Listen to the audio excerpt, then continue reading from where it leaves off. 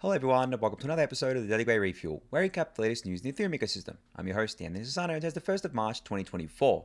Alright everyone, let's get into it. So kicking off today's episode, we have some core dev updates. Now I've got a tweet here from Christine Kim summarizing the latest all core devs call with a few reminders about Denkun. Obviously that's going live on March 13th here, less than 2 weeks away. So if you are someone who operates nodes on the Ethereum network, whether that be just a full node or a full node with validators, be sure to update all of your clients and also update your MEV Boost software if you use MEV Boost, which obviously the vast majority of the network does.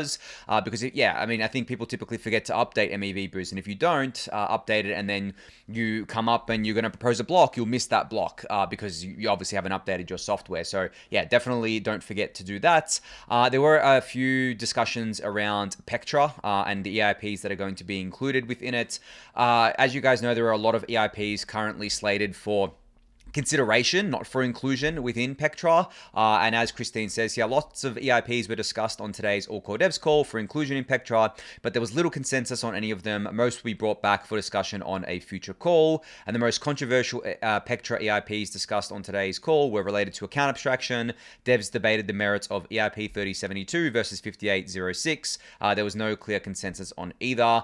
And then a bunch of other kind of things that I'll link in the YouTube description below for you to kind of check out there. But I think the real kind of highlight here is the fact that I think, the core devs have said, or at least a few of them have said, they wanted to target like November for Pectra, right? I honestly don't think that's going to happen. I think it's going to be like Q1 2025. I just don't see it happening by November. I know November is still quite a while away, but there are so many EIPs that are up for inclusion, and basically none of them have really been kind of like concretely said, okay, we're including this, right? There are some of them that have better chances than others, as I've discussed before, but there's been none where all the core devs are basically like, yep, 100%, we want to include this, and that's that. So until that starts kind of happening, no real movement can be made here, right? The client teams can't really do much because they're not going to build out an EIP, or they're not going to implement one that's not going to get included in Pectra. Maybe they have time to do it, I don't know, but like they obviously going to prioritize the ones that are going to go into Pectra. And as you guys know, when it comes to timelines, you're always going to add like a few months to the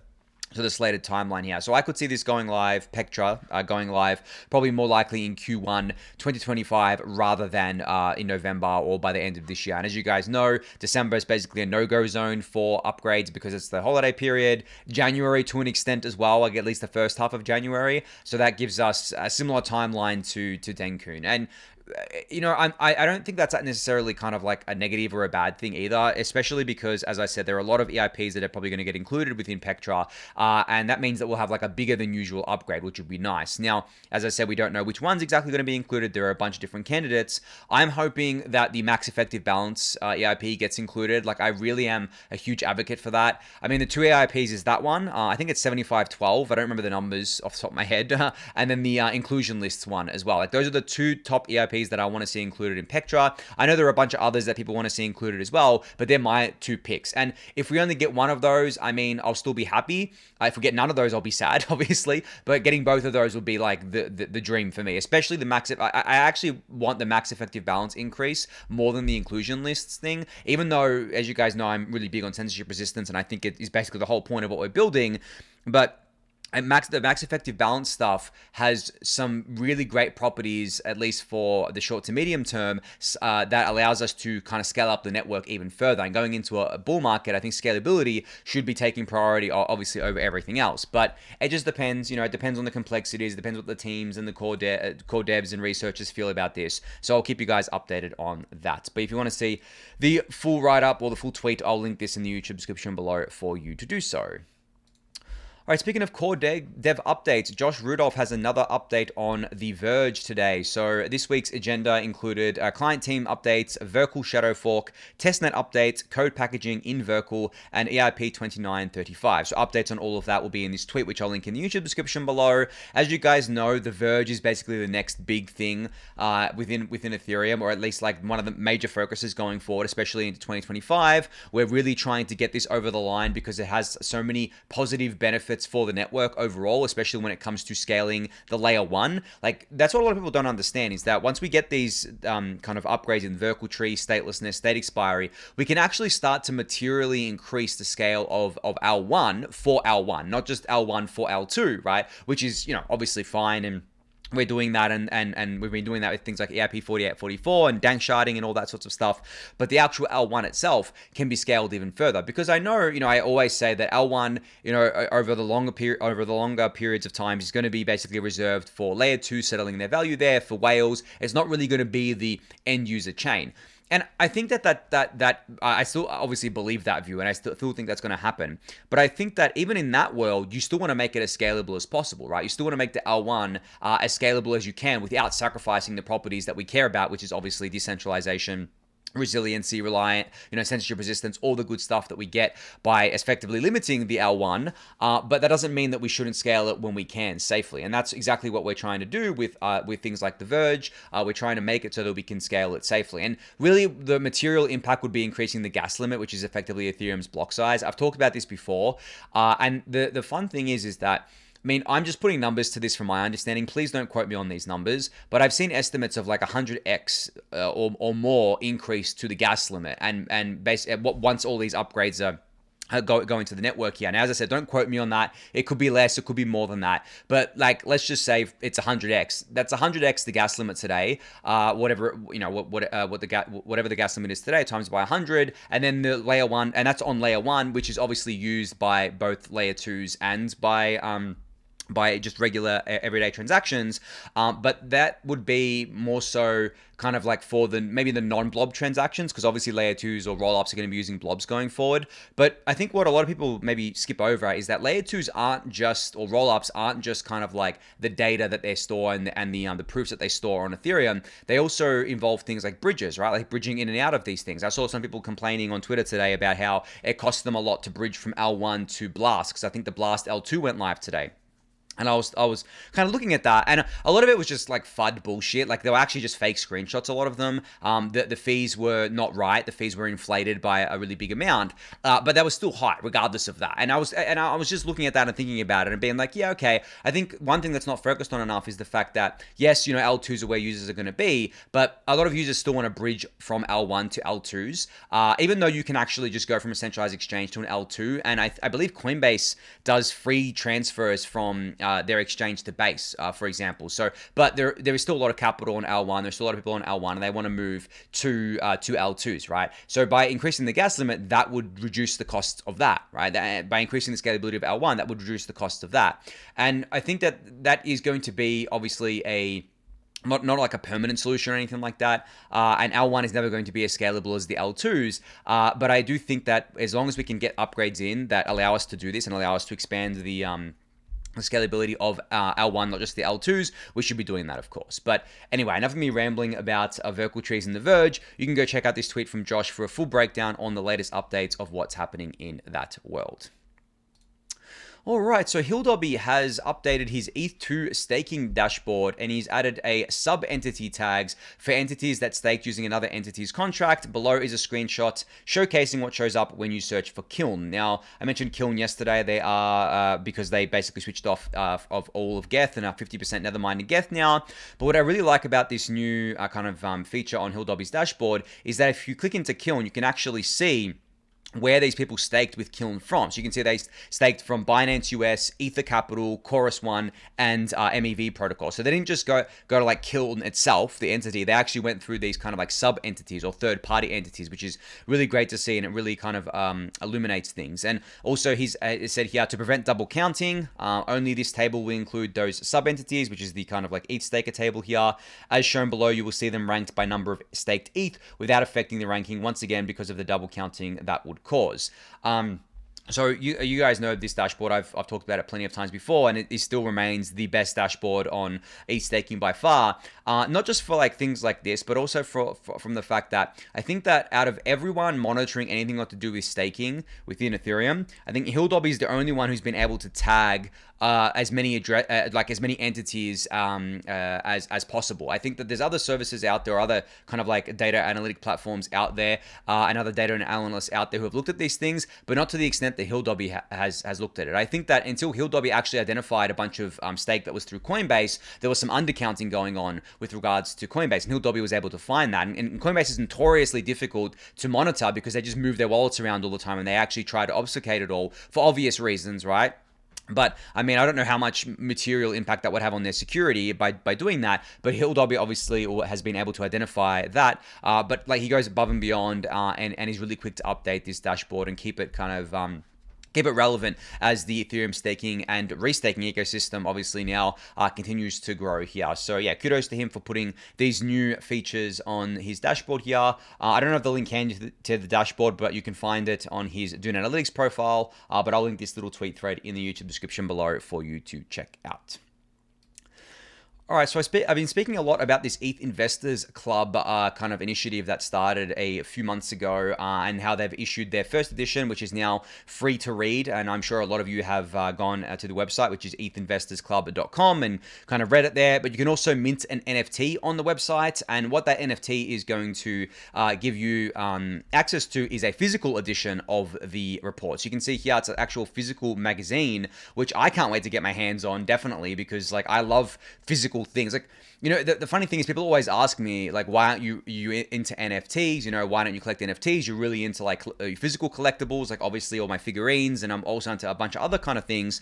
And I say to them, it's because like I just have a much stronger connection to like the physical world, obviously, and the physical things that I have in physical collectibles than I do digital collectibles. Not to say I don't see value in the digital collectibles, of course I do, but like for me, I'm just like physical first, and that's why I love the fact that I'm going to be able to get my hands on like a physical copy of this, while also being able to do so by buying an NFT. Because as you see, if you go to the website here, you scroll down, you can actually see that there's two different NFTs you can mint.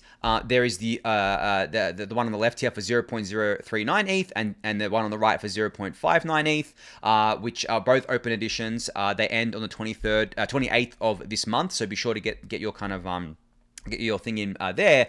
But essentially, the one on the left will give you basically the physical magazine. It's got NFC chips for future drops, and includes one season of the Ethereum Investors Club community membership, which is their basically paid group, essentially. As I said, the report is free, but there are exclusive groups that you can pay to join, and kind of like be amongst a group of people who are like sharing alpha with each other.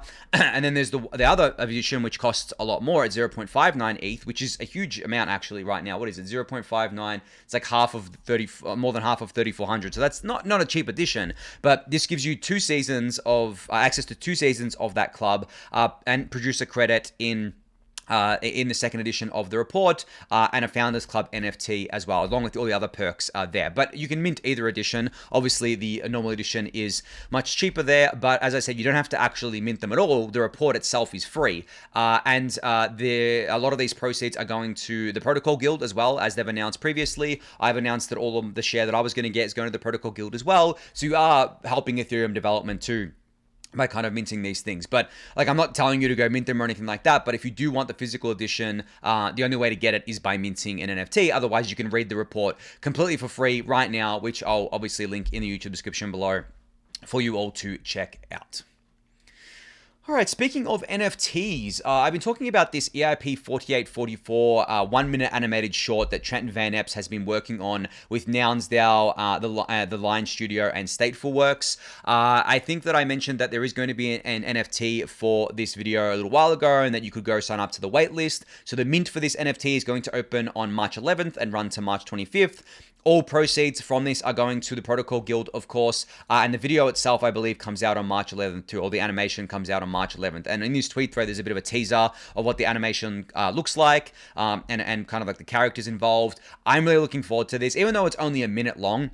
I'm looking forward to it because we haven't had something like this in Ethereum before. We haven't had like a full-blown professional animation studio making an animation for Ethereum, let alone for an EIP. Like, this animation is actually for EIP 4844, all about that one EIP and how it's obviously going to affect Ethereum, and how it's something that we've been working on within Ethereum for quite a while now. And then there's an NFT, obviously, to go with it as well, which you can check out the details for. I'll link this in the YouTube description below. You can subscribe to this to get notified. But I can't wait to mint the NFT here. I can't wait to see the animation. And as I said, like, all the ETH proceeds are going to the Protocol Guild, and this will be available to mint on Zora. So not ETH main or anything. Zora is an L2. So yeah. But anyway, you can go check out this post for yourself. I'll link it in the YouTube description below for you to do so. All right, so I tweeted out this chart from growthepie.xyz today, and it's basically just a chart of the layer 2 user base hitting an all-time high. Now, this shouldn't come as a surprise to anyone. Obviously, layer 2s are growing rapidly, are on fire. As the market heats up, they get more and more growth, of course. But if I actually go to the Grow the Pi website here, you can see it's on the front page. So yeah, all-time high layer 2 user base at 3.12 million. The previous high was 3.092 million, which was set December 25th. So Christmas Day, and this obviously was set a few days ago. This is actually a week lag, I think, on this right now. Now, you can show Ethereum as well and kind of see that the Ethereum user base, coupled with the L2 user base, is also at a kind of like a high too there. But I just wanted to highlight the Grow the Pi website again for you guys, because this is still the best website to keep up with basically all of the different metrics of all these different L2s, such as things like transaction count, stablecoin market cap, which is also growing rapidly, total value locked, of course, fees paid by users, fees paid to L1. There's so many kind of stats here. I mean, I'll obviously link the website in the YouTube description below for you guys to check out. But what I really wanted to focus on was kind of like the fact that we are at these all-time highs here, but we ain't seen nothing yet, guys. Like, we really have not seen anything yet. I think that when it comes to like L2s, every step change in scalability, every step change in fees, and like material change is going to lead to a increase in activity. Like a pretty big increase in activity, maybe an even order of magnitude increase in activity. Because if you kind of look at what's happening in under 2 weeks, we have EIP 4844 going live, and as I talked about yesterday, when it comes to the cost reduction on the rollups themselves, it stands to be pretty substantial, at least until that capacity gets filled up again. But the really cool thing about blobs is that we can actually just increase the size of them and the count of them with hard forks going forward, and it's really easy to do. It's literally a variable change from what I understand, like a one-line code change sort of thing to get this into the network. So we can just keep materially scaling up these things and keep those fees low for users, which is just going to bring more and more users on board. And as we know, entities like Coinbase have their own L2 with Base, and they're going to be pushing more and more of their users to Base. And as the market heats up, there's going to be more and more new users coming in, and they're going to want to do things on chain. And the crypto native social network Farcaster that I've talked about a lot, obviously, on the Refuel, is using Base as well. They're doing a lot of things with their frames feature. There's a lot of other on-chain stuff that they're kind of like doing with the meme coins as well. Like, there's this big meme coin on there called Degen, and everyone like tips each other in it. So there's a lot of stuff going on across the kind of spectrum on the L2s. But that's just like one. I'm just talking about Base there. Then you have like all the other ones, and I mean, I'm going to talk about Arbitrum in a sec. But you have Arbitrum 1, which is just killing it on the DeFi front. OP Mainnet is doing really well on that front too, with a bunch of other kind of things. I mean, the OP stack is definitely more kind of, I guess, like heterogeneous than homogeneous, because of the fact that people are building their own chains more so than they are using Arbitrum's kind of Orbit stack. People are building Orbit, and they're more so doing kind of like gaming things, but like the OP stack really has been top of mind for people. You have obviously Starknet, you have ZK Sync, which is really big. Then you have Polygon's POS chain, which isn't a layer 2, but will be a ZK EVM Validium in the future.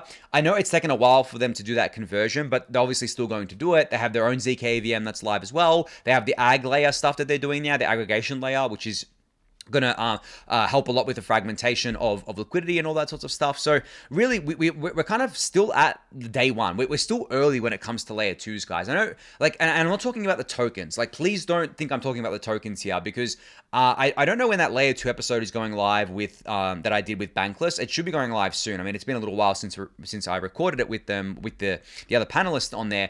But like, I've said this a lot on that episode, and you'll hear it when you listen to it. But essentially, like, the tokens miners just have gotten so ahead of the activity that they're just pricing in this growth already. Like the market is forward looking, right? So even though we may be early on the tech side of things, that doesn't necessarily have to reflect in the prices as the growth continues, because maybe it had already priced it in, right? And that's always the age-old question when investing. It's like, is this priced in? And you can never really tell if it's priced in or not. And in a bull market, a lot of that stuff goes out the window because there's just so much demand coming in to offset any of that. But if you're talking about like let's say a 2-year time horizon, we go through the whole bull market and then we probably get into another bear market at that point.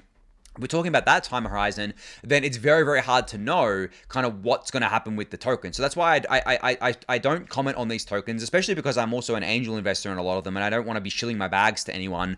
I actually actively FUD my bags. You'll hear me do that in the Layer 2 episode I did with Bankless. But like my point of saying we're early with Layer 2s is the user base, because like obviously this user base here, the 3 million or whatever it is, that's not unique humans, right? That's addresses. We don't know how many unique humans are on there because we don't do KYC on chain, right?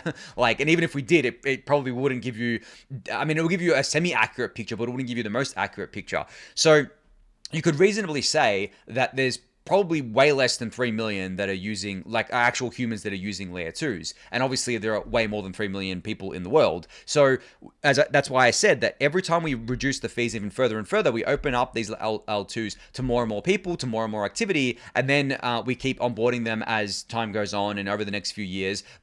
And that's why I'm saying that we're still early today, is because we still have so many people left to onboard, so many people left to bring on chain, even though it may feel like, we're not early because the prices are where they are. I mean, crypto is no longer that small, especially BTC, $1 trillion market cap. ETH is approaching $500 billion, right? It's not small. You wouldn't say that you're early to BTC and ETH, especially. I mean, I think that ETH is going to perform really well. I think that ETH is going to be really valuable over the long term. But when people say early, I think they're expecting like 100x or 1000x growth of the asset that they buy. You're not going to get that from ETH or BTC. Like maybe you'll get that from some kind of random thing that you buy, or some meme coin, or some gem that you find. I mean, it's very hard to do that though. But when it comes to the actual user base growth and the actual on-chain usage growth, that definitely still has like 10,000x at least to go from here. That's still going to explode in growth. But when it comes to the actual asset prices themselves, like it's anyone guess a lot of the time, to be honest. But like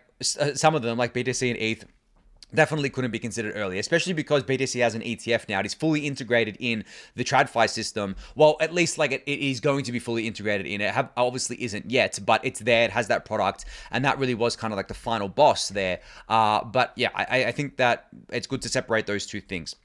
User base and kind of token prices here. So when it comes to the user base, definitely lots of growth ahead. Token prices, who knows? Maybe there's lots of growth ahead because it's a bull market. But then if we go into like a bear market again, or I shouldn't say if, because we definitely will go into a bear market at some point. We go into a bear market again, like who knows what's going to happen from there? And actually, who knows who the actual winner is going to be of these L2s as well? Because if you really look at it, like right now, I would say that Arbitrum 1 is probably the leader of the L2s.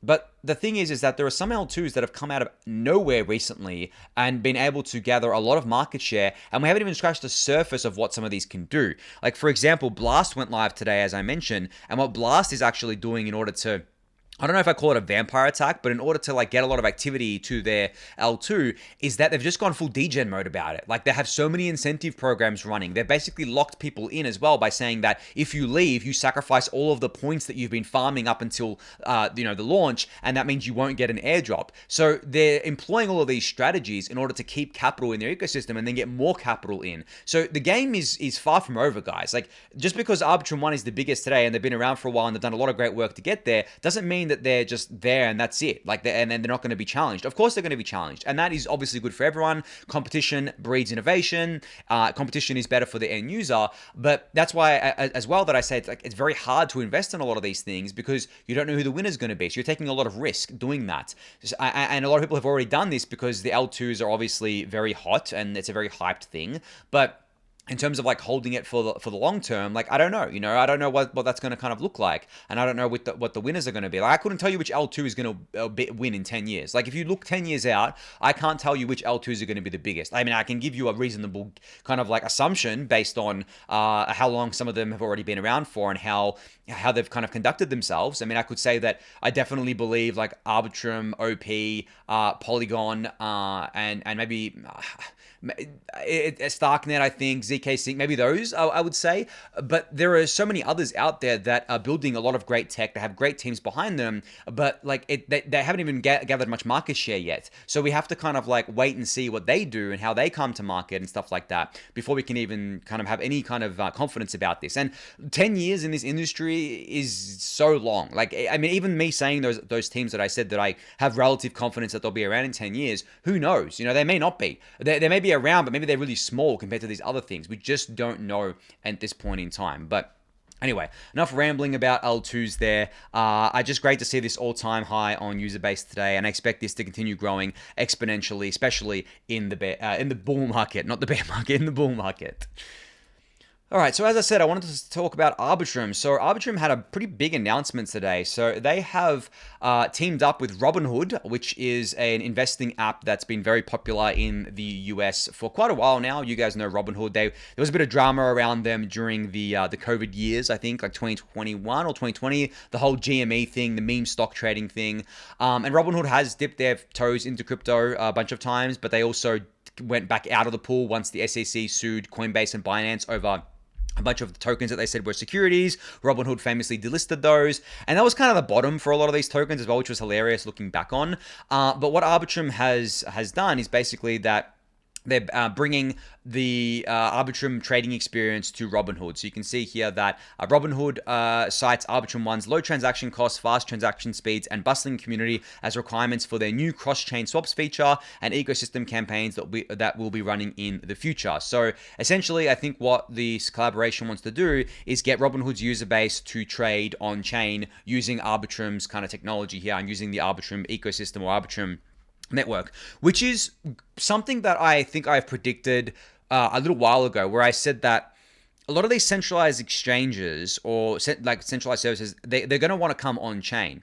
And they're also going to want to push users on chain to trade assets because they don't want to have those assets, trading on their platform for regulatory reasons. And I said this about Coinbase, where I said that Coinbase may not want to list a lot of these assets because of the fact that it might, get them kind of stung by the SEC again, or they don't feel comfortable listing them.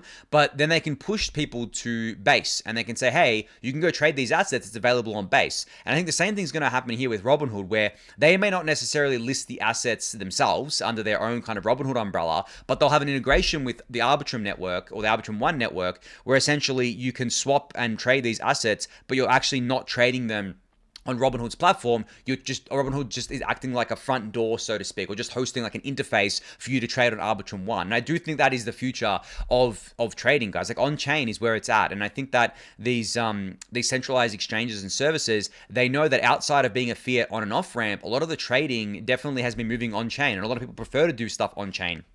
And even if these services prefer it too, because it means that they don't have to necessarily do a lot of the really cumbersome KYC AML stuff they have to do. It's less overhead for them. But obviously they want to keep that value in-house. They want to capture that value. So the way it would work with Robinhood, I assume, is that they would still slap a fee on top of it, like how MetaMask swaps slaps a fee on it, where essentially if you do a swap using MetaMask's swap feature, you're paying a 0.8% fee on top of whatever fee of the pool that you're using. Like it's 0.3% with Uniswap, for example. And I'm assuming Robinhood will be the same, where it's like their fee probably will be even higher, where they essentially give you access to Arbitrum's entire list of assets that are on there that are trading.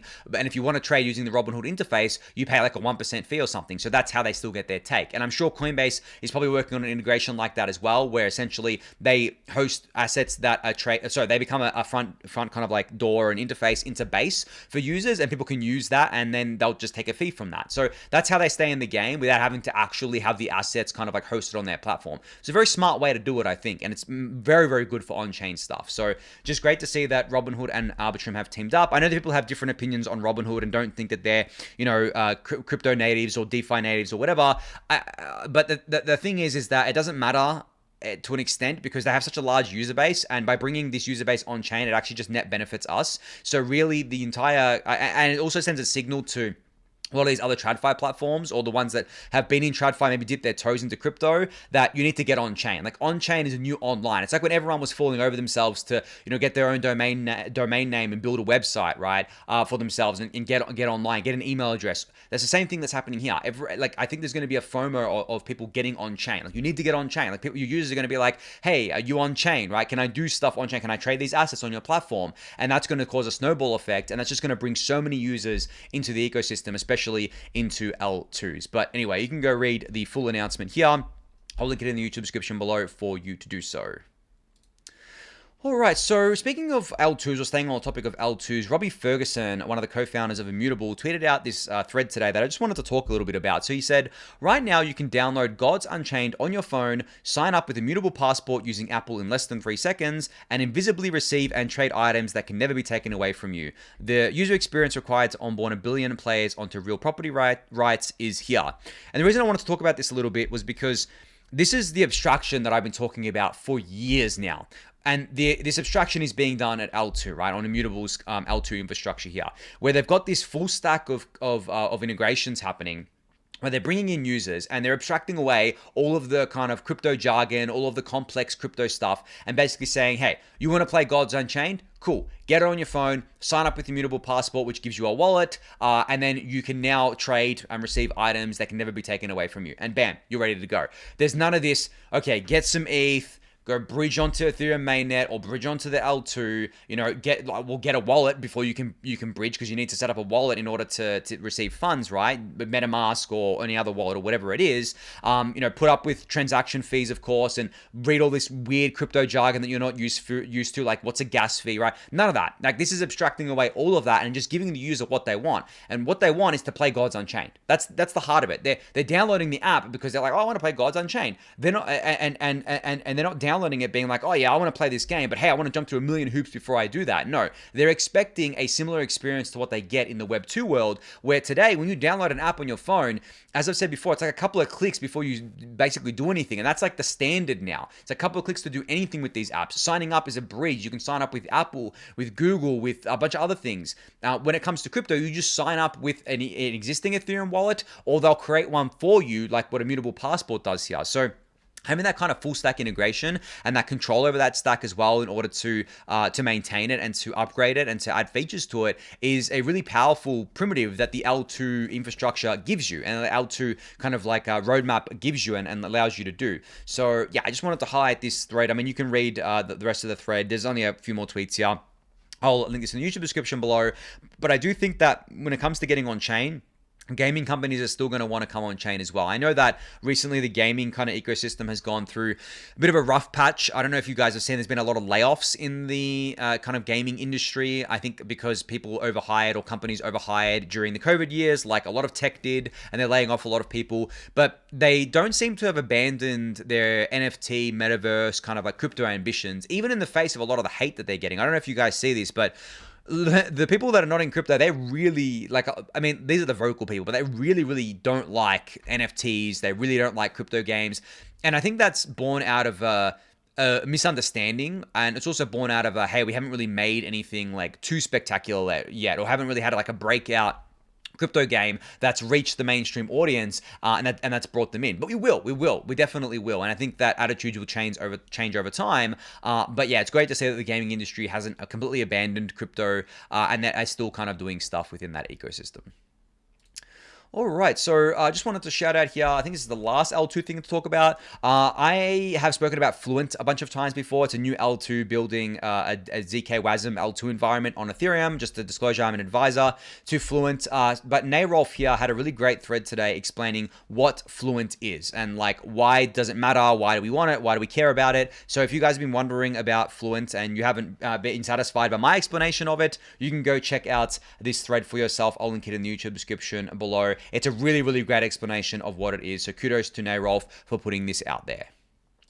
All right, finally here, Rabby Wallet is finally officially available on the iOS App Store. I did mention a few weeks ago, or maybe a couple of weeks ago, that there was a fake Rabby Wallet on the iOS App Store. Not anymore. That's gone, and now the real one is there. Now, please do not download this app from anywhere except, or do not go follow any links to this app from anywhere except the official Rabby website, which is at rabby.io. It's rabby.io.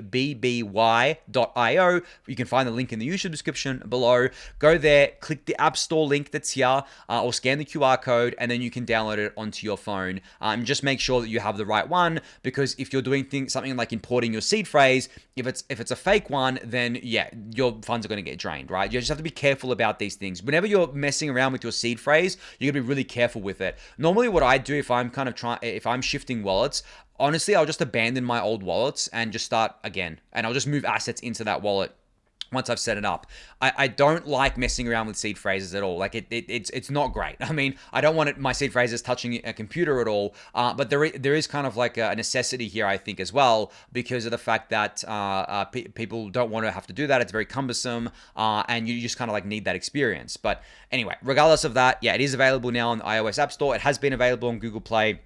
It's available on desktop, on Windows and Mac, and as an extension. So yeah, I mean, I still consider Rabby to probably be the best wallet in the game right now. That's just such a great wallet, has so many really great features. So yeah, if you haven't checked it out yet, now's your chance to do so there. But I think that's going to be it for today's longer than usual episode. So thank you everyone for listening and watching. Be sure to subscribe to the channel if you haven't yet. Give it a thumbs up, subscribe to the newsletter, join the Discord channel, and I'll catch you all next week. Thanks everyone.